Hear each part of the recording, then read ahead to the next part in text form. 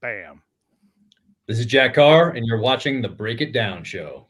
Hey, Jack, how cool is this? I got Michael Broderick on the show with us. I know, insanity. Thank you. I'm so excited. It's that's one of the things I love about like doing a podcast and that sort of thing is you have an excuse to talk to people. That everybody's so busy going 1,000 miles an hour all the time that it's so helpful to have something where, oh, you know what, we can make this a business thing and we can sit down and talk to each other for like 45 minutes. And guess what else we can do? Like we just did before we started this, we could turn off all these things that beep and just talk for a little while. So that's what I love about podcasts is being able to do that, because for the rest of the day, things are beeping, things are buzzing, and you're getting pulled in 1,000 different directions. But you know, for as long as you're on this podcast, everything else is turned off and you're just having a conversation. So it's actually the most relaxing part of my day. And check this out, as the host, I get to do this. Hey, Michael, tell us a story of how you came up with Father and Son and then talk Fathers and Sons and talk about Jack about it. And you guys just tell us that story, because we all know it's out there, but we've not heard it firsthand from the two of you at the same time. So cool. Wow.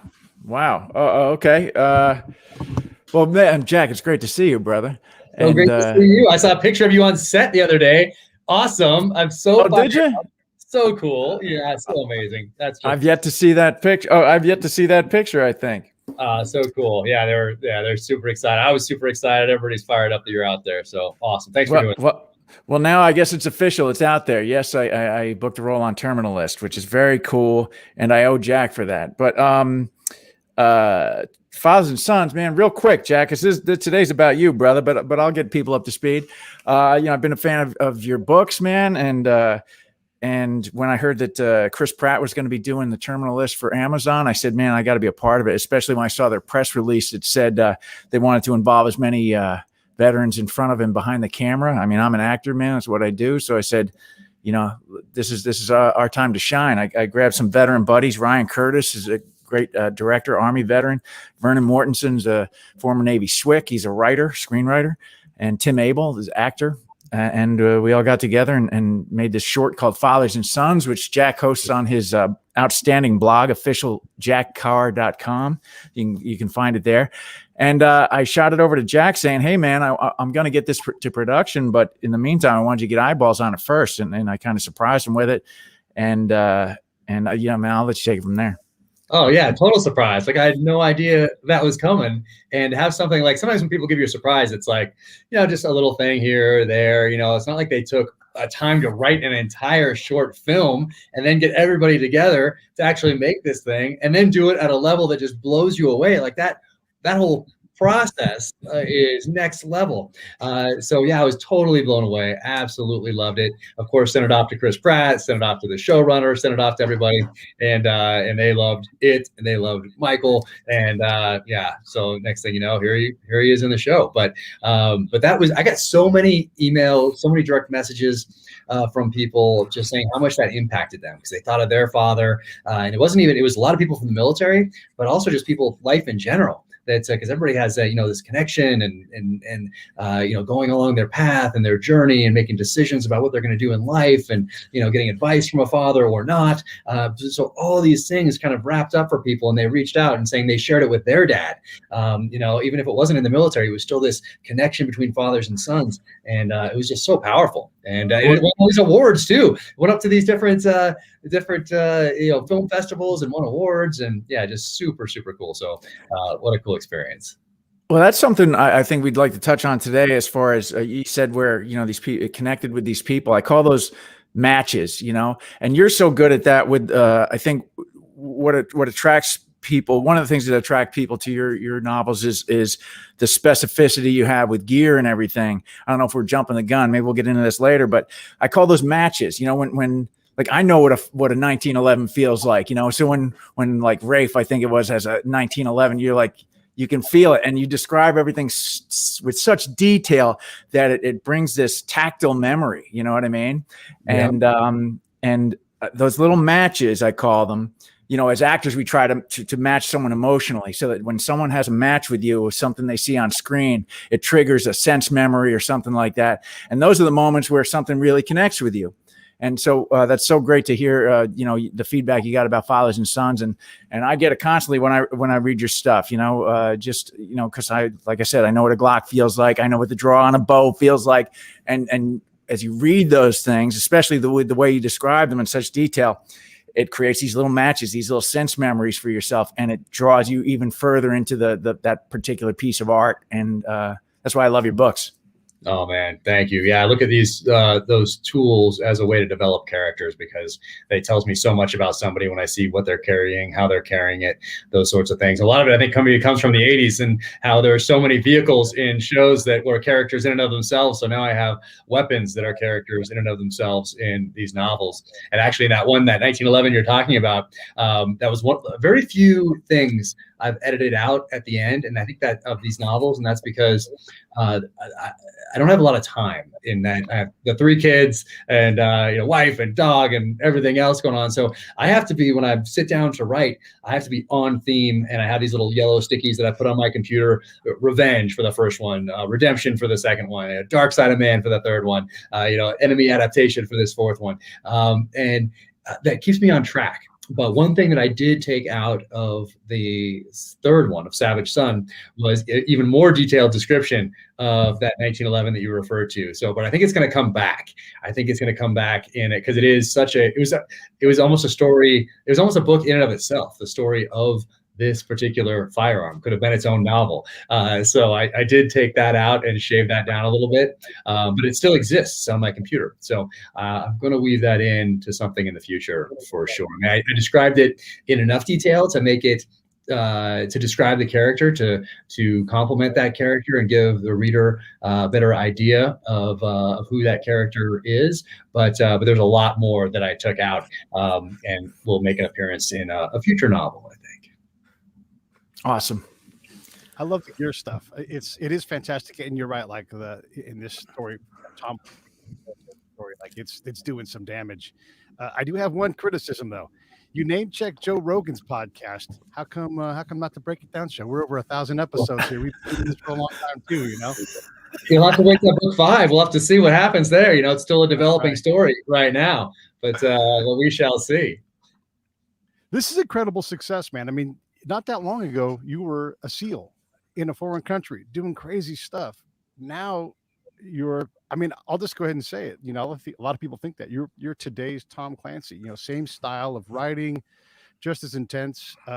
You're way more on the pulse than he probably was towards the end. And that's not a knock on Tom, but at some point you get older than your audience, and the times are, and he had a certain style, but man, you were like 5 minutes into the future and just 5 minutes into the past with your writing. It's super tight.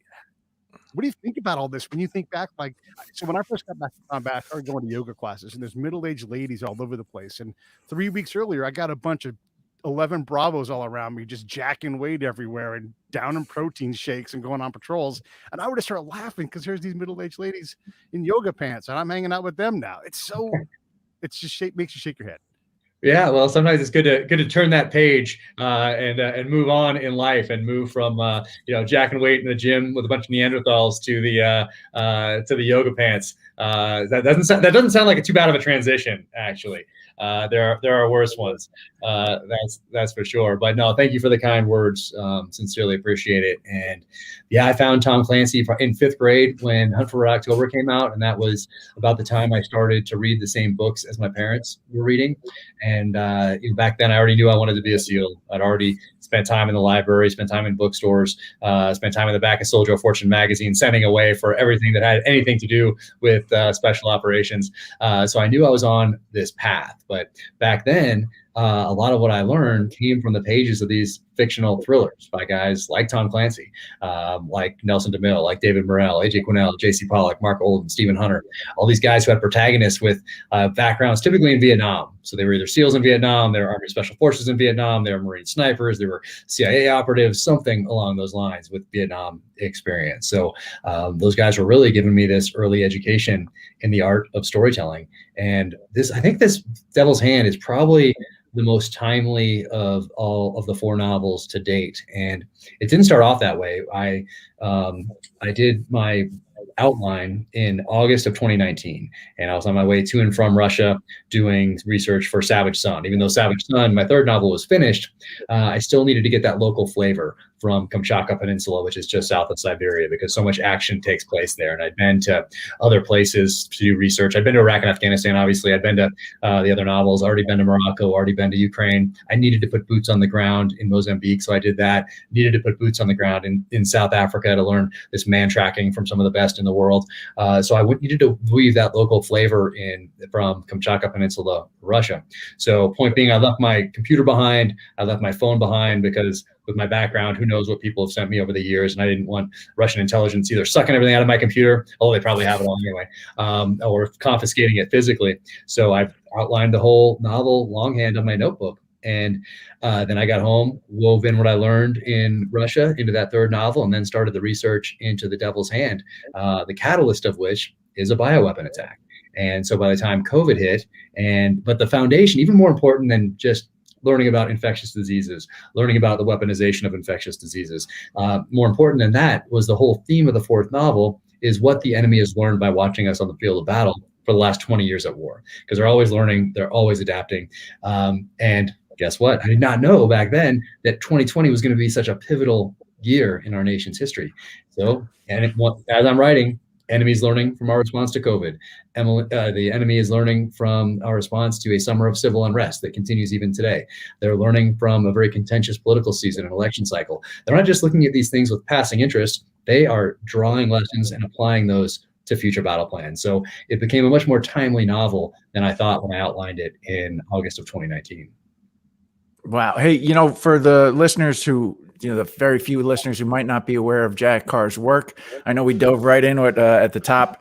So let's, you started with The Terminal List, and that was your first novel that, as you said, was a tale of revenge. The protagonist's name is James Reese, portrayed by Chris Pratt in the new upcoming Amazon series.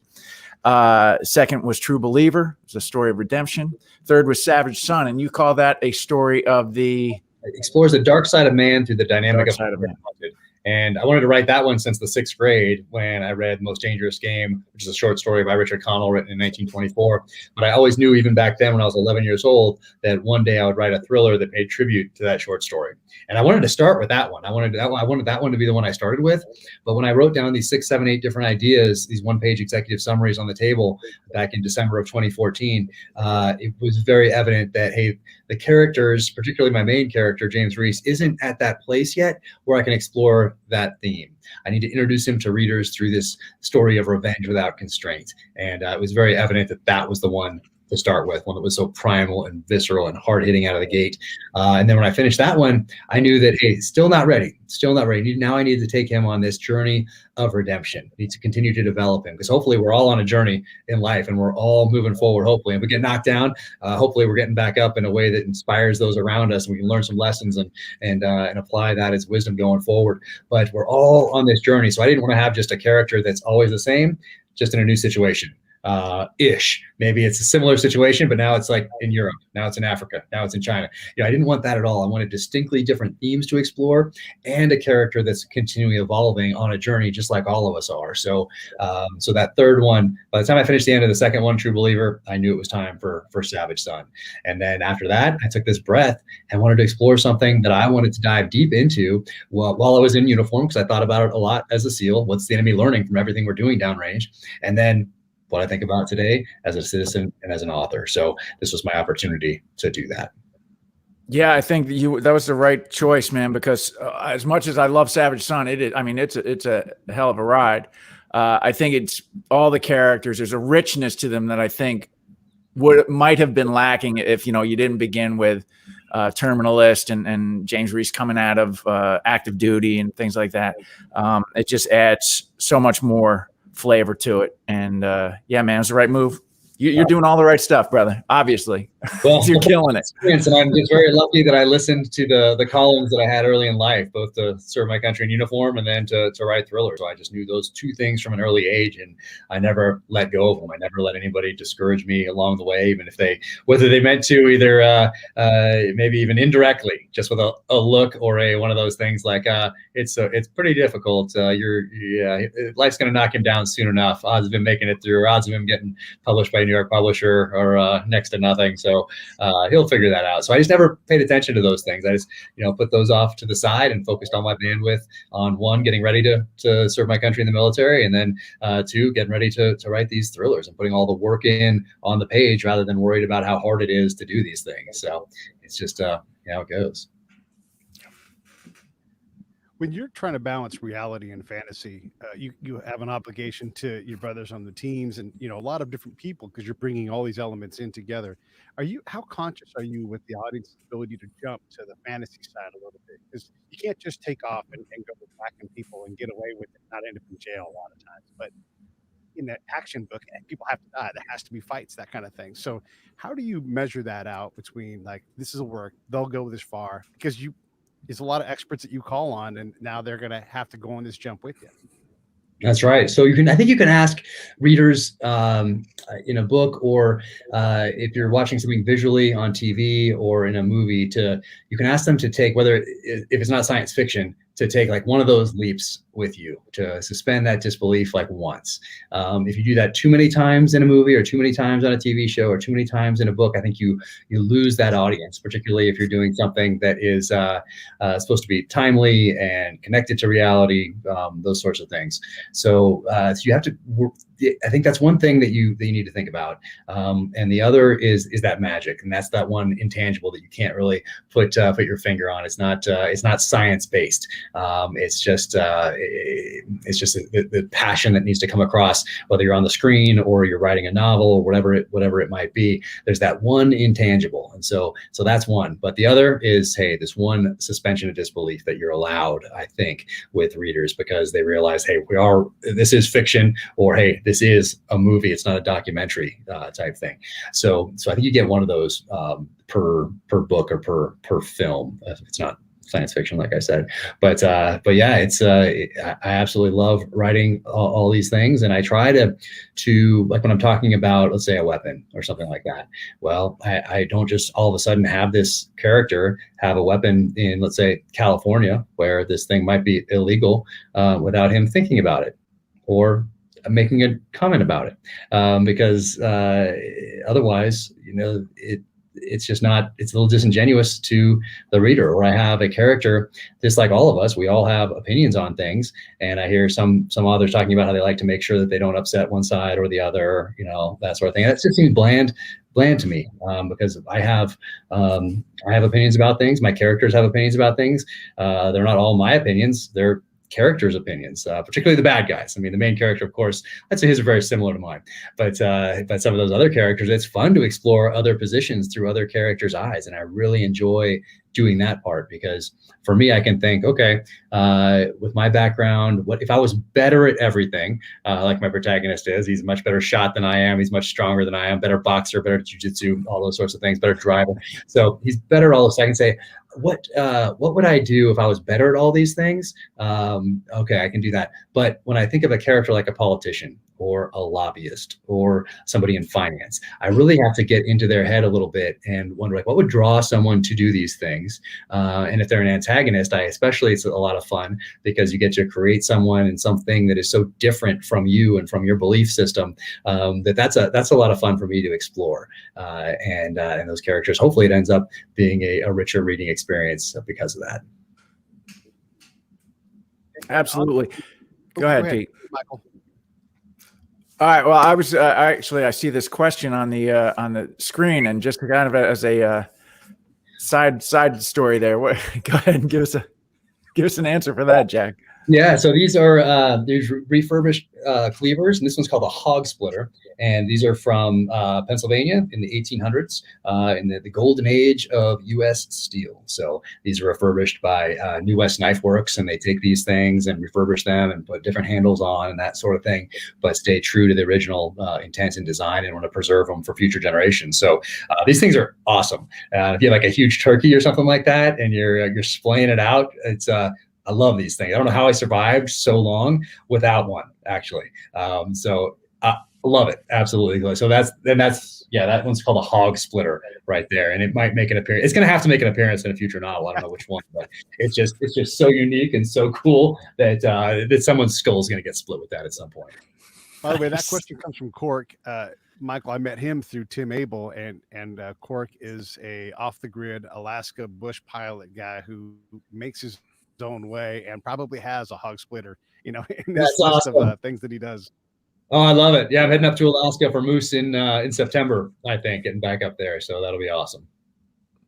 Hey, Jack, I've been listening to your new podcast, Danger Close, which you can find on YouTube as well as, I guess, on all the podcast streaming platforms. It's outstanding. I watched today. I watched with our friend Dana Lash, and I also watched your discussion with Ray Porter today, who is the actor who does the audiobooks of your series.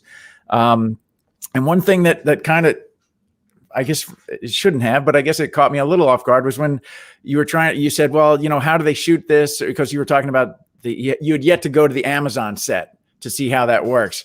And you're saying, oh, do they shoot it all in one take? And he was explaining to you the different angles and things like that. And it's just something I take for granted now as an actor, because I've seen it, it's how they shoot things. So now that you've been on set, what was that like for you to kind of get a look at how film and television is created? Yeah, that was crazy. So 350 people were on the set when I was there for a week of the first episode filming. And it was like a military operation. It was totally surreal, one, to see all these people there doing something based on your novel. So, and I'm just super excited to be there. But then to look around and be like, okay, we have a logistics chain in the military. You got to feed the Army. Right. So craft food services, bang. And then in the military, you have the weapons guy, you have the weapons rep for your platoon, and he's accounting for all these weapons after, missions, making sure you have all your stuff when you got back, all that sort of thing. So same thing on set, there's a weapons guy, and there's 4 different weapons because some fire blanks, some are just shapes, that sort of thing to get banged around. So you have all these different weapons and blades and radios and night vision, and that all has to get accounted for at the end of filming. So that's just like a military operation as well. Or a training operation, whatever you're doing. Transportation guy, same thing. Vehicles. There's a guy that just does the vehicles on set. So that's just like the mobility guys in the platoon or in the military. So all these, then you have the directors, like the commanding officer of the team, Antoine Fuqua, was out there, and he was like the director, like setting the tone for everybody on set. And he was just such an incredible person, amazing. And then you have Chris Pratt, and he's like the platoon commander, the troop commander, which he happens to actually be playing on that set. And then I had 12 guys that I had served in the SEAL teams with, been down range with, and they're all on set either as actors or as technical advisors or stunt coordinators. So we had like a reunion on set. It was incredible to be there and seeing how they do all the different camera angles, the pushing and then the pulling. And I learned so much being on set. It was so cool to see. And I learned a ton, and it was a blast. So looking forward to getting back. Yeah, man, it was great to be on set that day. Oh, I did want to share, since it's out there that I now have a role in Terminalist. I wanted to share. That was a gift from the director. That's awesome. I love it. So, and I chose that name for a couple of different reasons. One, I was so close to still being in the teams when I wrote those chapters. I didn't want I didn't like a bomb to go off at one of the local bars and then have someone say, even though you can just Google it and it's right there. So I did change the name, and then I kind of merged 2 of them together, and then I threw Rick in there, a little nod to Magnum PI. So nice. All that stuff was in there, but it's so that's why it's Rick's and not the actual name in the novel. So I use most real names for locations and things like that, but for that one was like just a little too close. Sure. Wow, that's cool, man. And it's such a it can be overwhelming when you see not only the scale of a working Hollywood set, but the speed of it sometimes. I mean, they move fast, and especially with a pro team like you got with Antoine Fuqua and all the folks running the show over there. It's fantastic. Oh, it was incredible to see, and everyone is so on the ball. Like I didn't know what to expect on that front.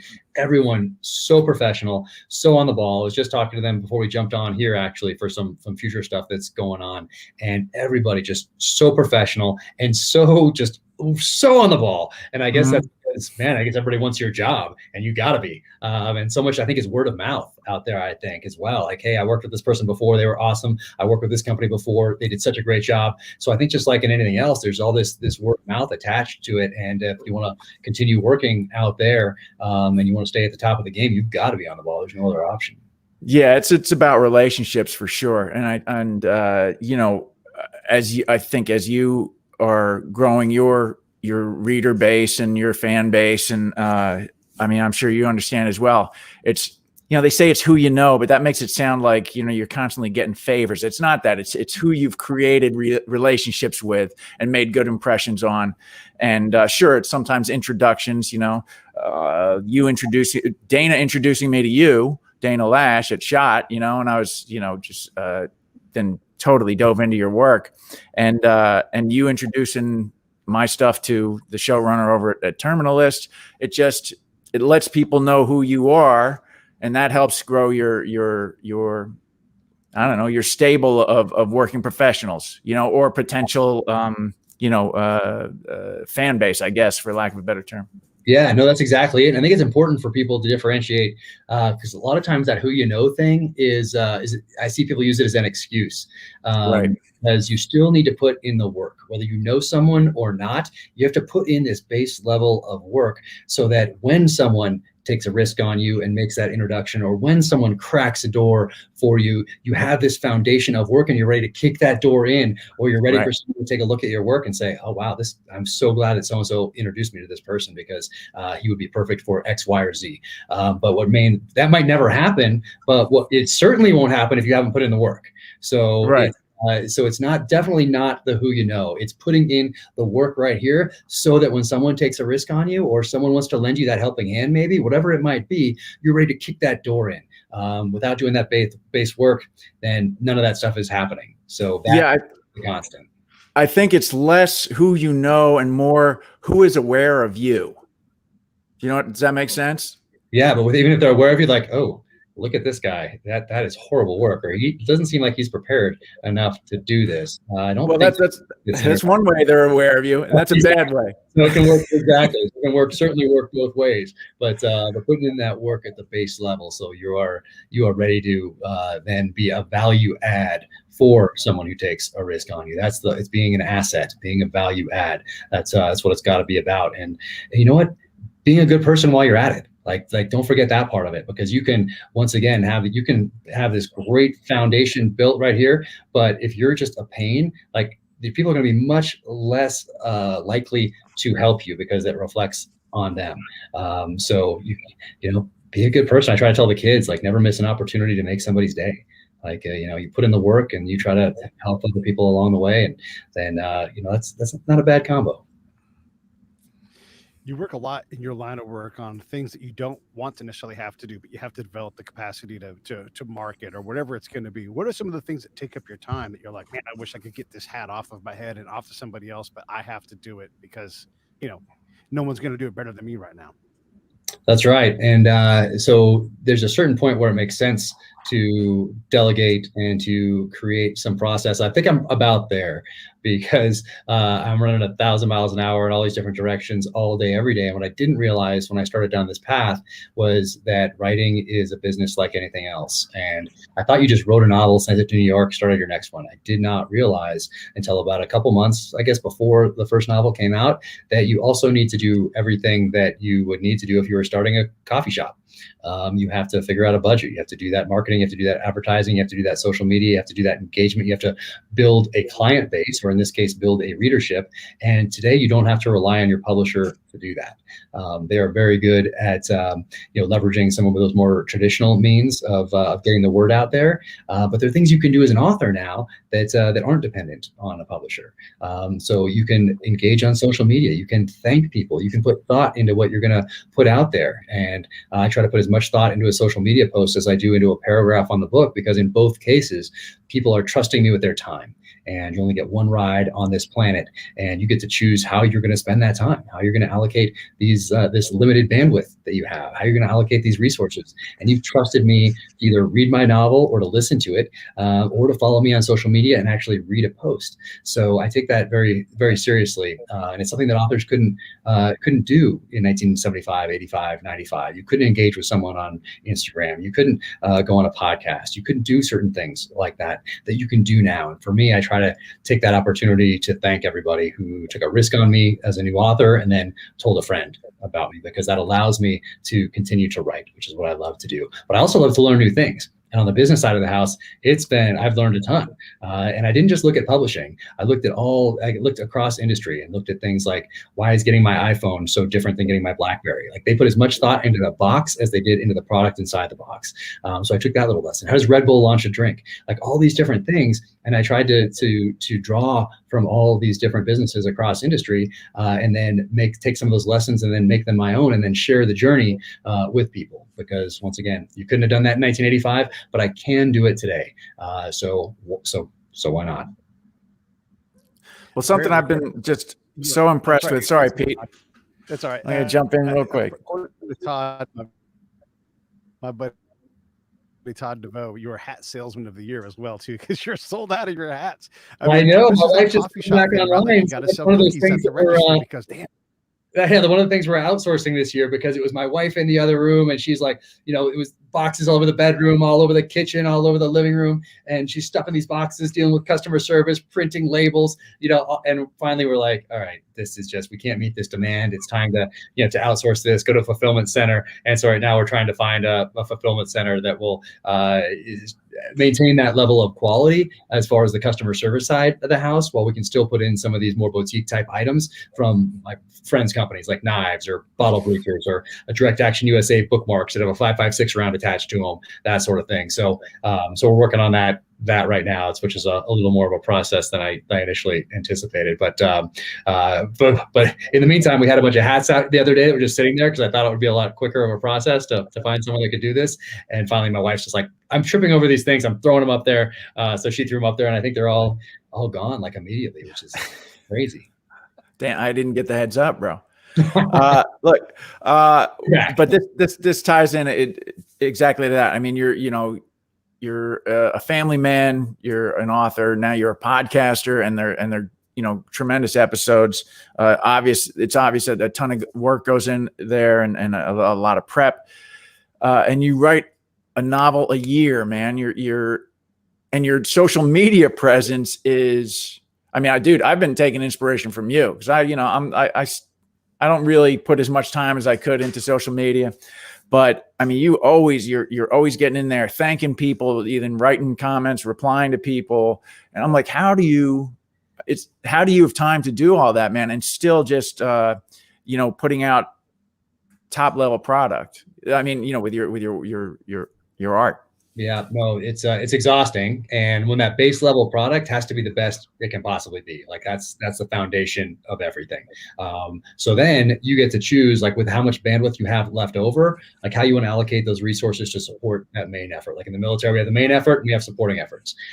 So one of the supporting efforts is, like last night, my wife turned over, she's like, what time is it? Are you still awake? And I was like, ding, ding, ding, thank you. I'm like just responding to people saying thank you. And I'm exhausted, but I'm also waiting till midnight, because I knew that this morning I had to post the podcast with Dana Lash. And I knew algorithm wise, I needed a certain space and time, but it was also an author's birthday, and I wanted to say happy birthday. So I waited till just past midnight so I could say born on this day. So I do put a lot of thought into those things. But it's one of the avenues that I have chosen to interact with people, to share the journey, and at the same time build the readership. So and I sincerely, that's why I'm up so late. If I didn't love thanking people for taking a risk on me, I would go to sleep.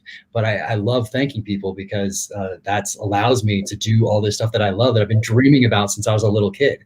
So I want to take that opportunity to be able to thank them. It's harder and harder though now. It's getting more difficult. And I'm sure I'm missing people here and there, especially when they put something in the stories and then it's like disappeared already because I was a little late trying to say thank you. But that's just, I guess, how it goes these days, and that's a good problem to have. For sure. That Gordie Howe had a thing like that, where he's like, you aren't bugging me to ask me for an autograph. Like, I've worked my ass off to have the honor to do this. Like, I'm proud to be able to spend this time with you. Thank you for wanting to stand here with me. And that approach, I think it keeps you humble, because you do have to consider that the audience, they are important and they can have access now. And the more human you are in that access, the better person you'll be, like you want to be, but also like the better product you are, in terms of selling hats or cookies or, bottle breacher, bottle thing, any of those things. You have to be more human. than the company that doesn't have a phone number even, you know? Yeah. And the other side of that, though, is that with all this opportunity comes the other side, comes this no barriers to anyone that wants to comment and tell you how horrible you are, and how much they hated your work. And there's no basis for it. And then anyway, so it works both ways. So, hey, if you're going to take one, you got to take the other. But, back, let's say 1985, what someone would have to do if they wanted to tell you how horrible your book was, they'd have to find your publisher, or they'd have to and find the address, or they'd have to find a newspaper or a magazine that had some sort of a literary focus on it, or a section of a newspaper that maybe on a Sunday would print a couple letters to the editor. You had to sit down and write that letter. It had to be legible, or maybe you type it on a typewriter, or maybe a word processor if you had one back in the mid 80s. You'd have to print that off. You'd have to find the address. You'd have to put on a stamp. You'd have to mail it. It would have to make it there. It would have to make it to the desk of the person that you wanted to, amongst all the other letters that they have. They'd have to then open that letter, read that letter, and then decide you weren't a crazy person. And if you were a crazy person, guess where that was going? Right in the trash. But today, guess where that crazy person's posting that review? Right on Amazon. So it's just how it goes. So take one, take the good with the bad, and that's just how it goes. But sometimes people think that SEALs are all super tough guys and all that stuff, and some of those reviews do hurt, because some people get really mean and personal and nasty, but it's fascinating to me that, and I can use it for character development, in that people who have this limited amount of time on Earth would choose to write 3 paragraphs about how much they hated your stuff. And hey, pro tip, if you don't like the first chapter or the first paragraph, you're not going to like the rest of it. Stop. Do not waste your time reading my novels. Like, you don't like the guns, you don't like the description of gear, then stop immediately, switch to something else, use your time in a more productive manner. But people will read the book and then write 3 paragraphs of how much they hated it, and then post it on Amazon. So, it's different things for different people. But for me, it's just psychologically, it's an incredible thing to want to spend time focused on something that's so negative and bad. And I don't know. But hey, it gives me a lot to work with when I'm creating characters. I was going to ask you a question in terms of writing. So we asked kind of the bigger question earlier. How detailed are you when you're trying to describe a fight scene? Because these things are, like hand on wrist, this thumb up, whatever it is. Are you doing like a sand table rendering of this thing and like figuring out an angle, or are you drawing it out, or is this all in your head? I'm going to give away some secrets here. Secret stuff right here. So I didn't do this for the first one, but I did it for the second, third, and fourth. And so I'll write a scene, I'll write a chapter, and then I'll send it to a buddy who works with our top tier military units in combatives and shooting. And I'll have him give it a read, and then he'll actually put on whatever gear that I have the protagonist using, and then he'll film that fight scene for me. And I'll watch it, and then I'll take notes and be like, oh, I didn't describe this, and look what he did there. I didn't think about that. I didn't remember that you have to shift your hips this way, and then you can draw a blade here and sink it in right here, and then use the other hand to shove it. So some of those things that he is so good at, I look at it and then I take notes, and I'll stop it, pause it, and then I'll write that next sentence, and I'll play it again, keep going, and I'll watch it over and over again to incorporate what he is one of the best in the world at. So I do. So that certainly helps. And this fifth one I'm writing now, I can't wait. I'm about to send him a chapter here pretty soon. It's going to give him a challenge about how he's gonna film this for me. That's awesome. Hey, Jack, something I was curious about was Tom Clancy. Obviously, is after his career he'd been at the top of the game for a while. He expanded into other things, like they started making video games about his products. His names are on video games. I think they even did a comic book or something. But had you ever considered other kinds of properties other kinds of venues for your property, or creating a new line of books specifically for that purpose, or line of stories, I should say? I have, and once again, this is the business side of it that's so fascinating to me, because same thing growing up. I think I saw like a Tom Clancy board game, like not quite Dungeons and Dragons, but that same type, whatever you call those types of board games back in the day. I think it was for Red Storm Rising, if I remember correctly.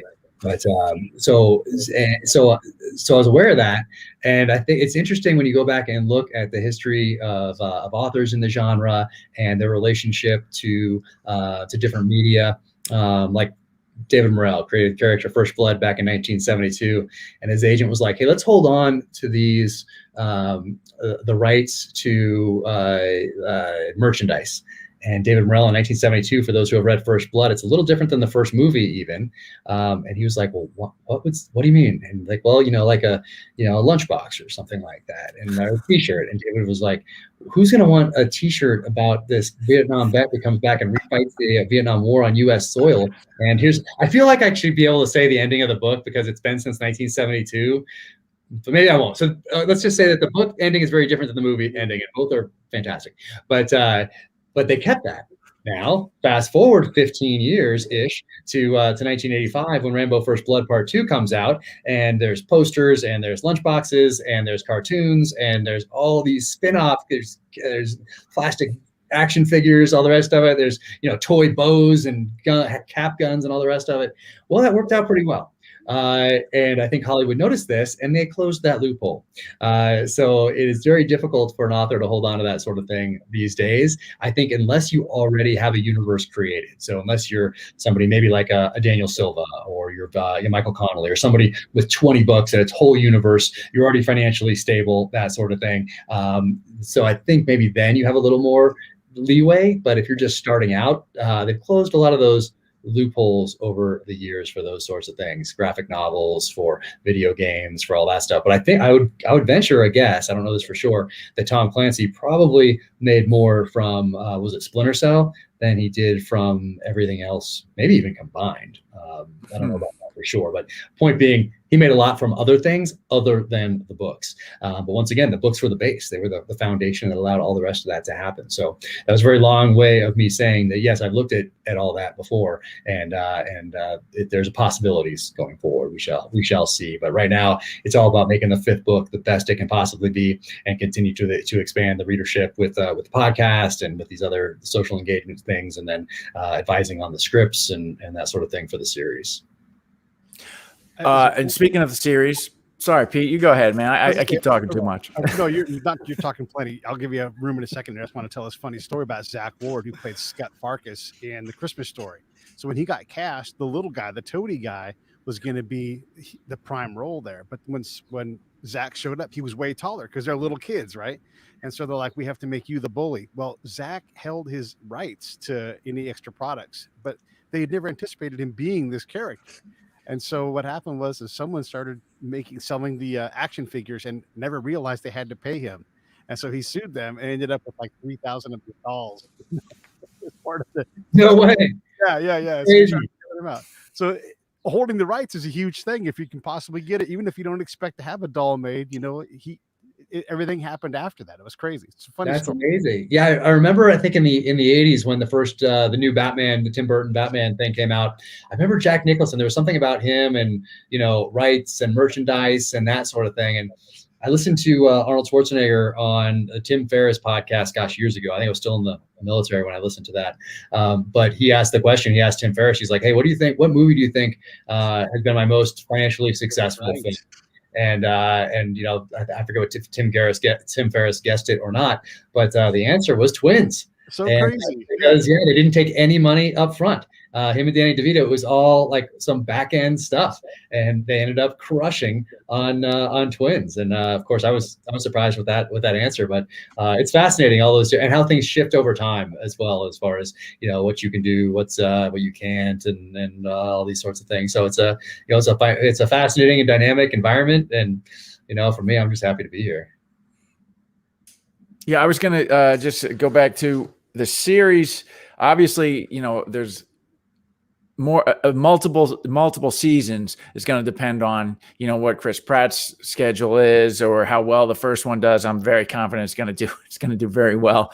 But is there this might be a little too much inside baseball, but let's say it doesn't get picked up again for Amazon for Chris's schedule or whatever. Is there do you know if there's a possibility of it finding a new home or anything like that if down the road if something like that happened?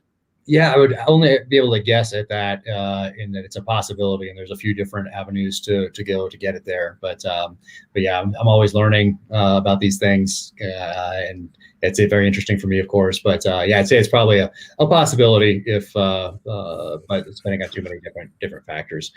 Right now, it's cool to hear that they're even, that they're talking about a second season already, and they're looking at schedules and all that sort of thing. So that's cool to hear. Even if it doesn't happen, it's cool that that it's even on their radar, which is awesome.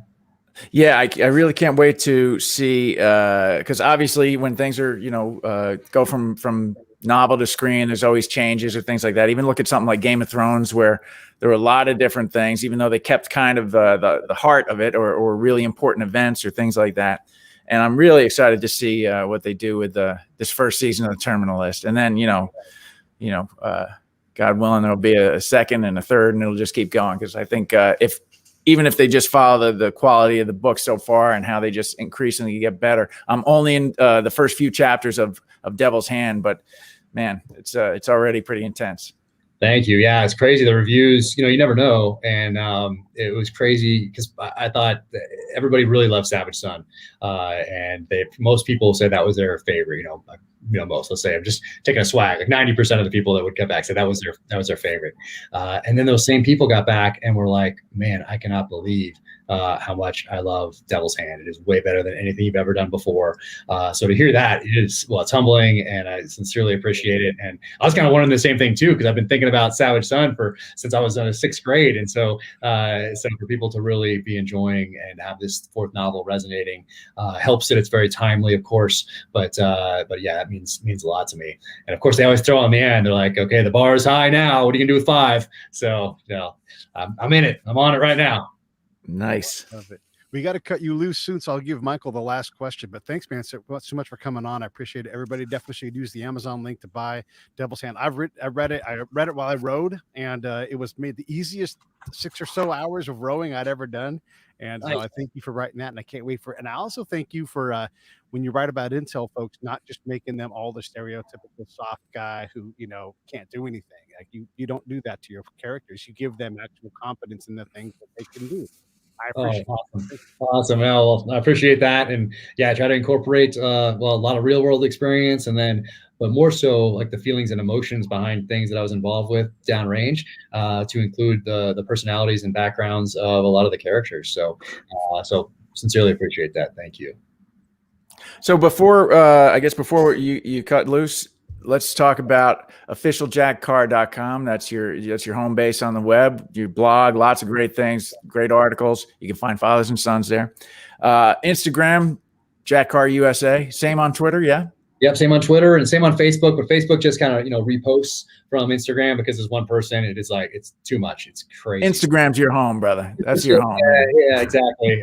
Twitter's different. There is crossover when you look at it, but very little. Most people choose one and focus on one as a primary, especially if they're an individual person and not some sort of a company or something. So mine was Instagram. So that's where I engage primarily, but also there is a Facebook page, and then I am on Twitter as well. And Danger Close, right? Your new podcast. Yeah, every Wednesday. Dana's dropped today, and I love that because it's a way, one, for me to have an excuse to sit down and talk with people. Like Tim Abel's coming up here pretty soon. Got to have him coming on. But it's a way for me to just sit down and talk to somebody for 45 minutes, an hour, and not be interrupted, which is kind of hard to find these days. So, and it's also a way for me to engage and answer questions or explore certain questions or topics that are better suited for that long form conversation rather than a one sentence response to a question on Instagram or Twitter, which can degenerate into insanity quite quickly, depending on how someone wants to interpret that answer. So it's much better to have intonation in your voice and body language and be able to go, oh, you know what? Did that come off? I'm not sure if I explained that quite right. What I really meant was this. Be able to do that in a way that makes sense and humanizes it rather than a one sentence answer on the social channels. All right. So this is it. Final question. Someone aspiring, let's say someone in the military, getting ready to make that transition into civilian life, aspiring author. What would you top piece of advice for them? Yeah, well, there's a few, but the main one I'll I'll answer this to apply to everyone, not just people that want to write.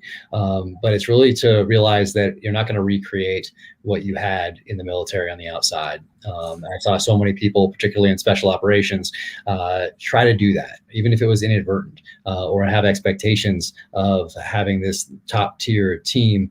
You're not going to be shoulder to shoulder with your best friends and teammates downrange, solely focused on the mission at hand, where the decisions you make are going to have life altering consequences to those same teammates and brothers. So if you realize, and it's anything in life, like just imagine leaving any job, whether you decide to move on to something else, or your company doesn't make it, or whatever it might be. That's part of your foundation from which to move forward. That's the main part, is moving forward. So being able to turn that page and realize we're always building on these foundations, and try to do so in the most productive way you possibly can. But leaving the military, hey, that's one chapter in your life. Build on that foundation, even if those lessons are from failures. Even, you can learn from those, you can share those, you can make better decisions going forward based on that information. Turn that knowledge into wisdom, share it, so that you can do all these things. So it's not just writing; it's just any transition. But writing is obviously what I'm passionate about, and the other part is being to identify your next mission in life and couple that with your next passion. So what are you passionate about? What is that mission? For me, it's taking care of my family is my mission, and my passion is writing. And so I combine those two together moving forward. So being able to identify those things, articulate those things, and then make decisions based on that criteria will save you a lot of time and bandwidth. Because if you get an offer, and let's say you identify, for me leaving the military, what was important to me, controlling my own schedule and having financial freedom. Okay, so if I only got the financial freedom part of it, because I had some backup plans if the writing didn't work out.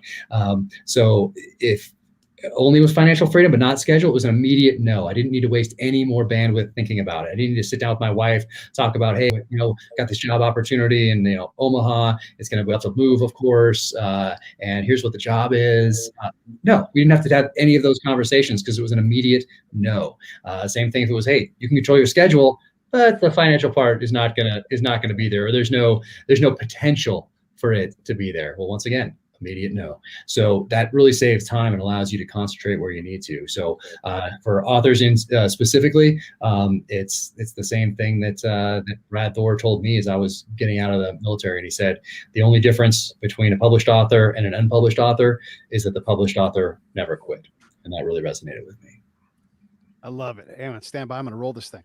Hey, thanks for watching the show. I really appreciate it. Right here, you can subscribe. Please do that. It makes the show grow. Hit that notification bell so you know which incredible guest is coming up next.